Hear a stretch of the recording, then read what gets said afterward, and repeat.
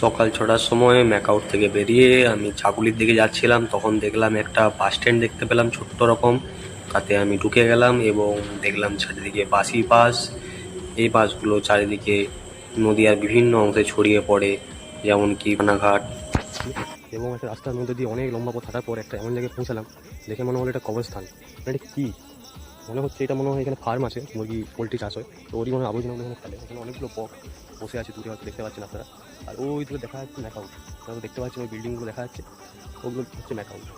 এ হচ্ছে বিশাল জঙ্গল। এটা ম্যাকআউটের পশ্চিম দিকে এক জায়গা। এই জায়গাটা মানে জাগুলির কাছাকাছি, বা একটু হেঁটে গেলে জাগুলি হবে। মেন রাস্তা থেকে অনেকটা আসার পর এই রাস্তা প্রথম হাঁটতে হাঁটতে তার বেশ দারুণ জায়গা খুঁজে পেলাম। আপনাকে দেখাচ্ছি, এরপরেই কিছুক্ষণ পরে দেখাতে পারবো।